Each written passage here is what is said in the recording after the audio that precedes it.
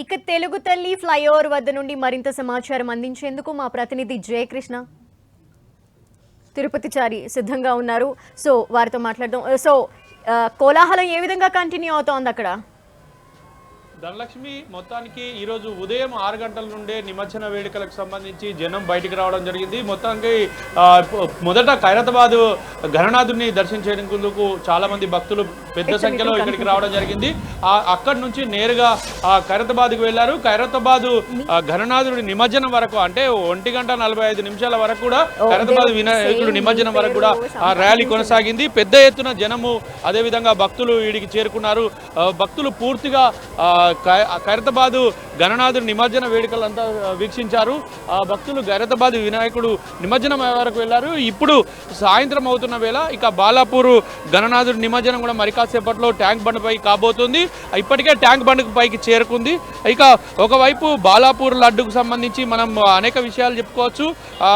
ఈసారి 35 లక్షలకు లింగాల దశరథ్ గౌడ్ అనే వ్యక్తి బాలాపూర్ లడ్డును దక్కించుకున్నారు.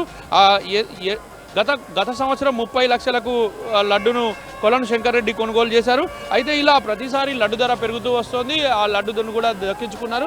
ఈసారి కూడా అదేవిధంగా చాలా చోట్ల లడ్డు వేలం జరిగింది. 2,32,00,000లకు లడ్డు వేలం కూడా జరిగింది. మొత్తానికైతే ఇక ఈ గణనాథులకు సంబంధించిన విశేషాలు అనేకం ఉన్నాయి. ఈసారి ప్రత్యేకంగా హెల్మెట్కి సంబంధించి కూడా హెల్మెట్ను కూడా లడ్డు లాగానే హెల్మెట్ను కూడా వేలం వేశారు.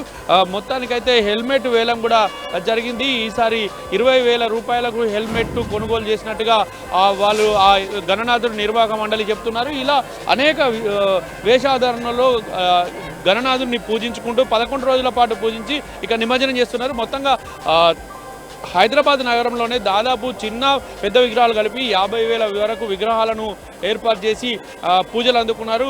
అయితే మొదటి 3 రోజుల నుంచే నిమజ్జన కార్యక్రమాలు మొదలయ్యాయి. చాలామంది కొంతమంది నిమజ్జనం చేసుకుంటూ వచ్చారు. ఇప్పుడు మనం ట్యాంక్ బండ్ వద్ద, ఇటు ఎన్టీఆర్ మార్గ్ వద్ద పెద్ద ఎత్తున జనసందోహం ఏర్పడ్డది. కోలాహలంగా జరుగుతుంది. ధనలక్ష్మి.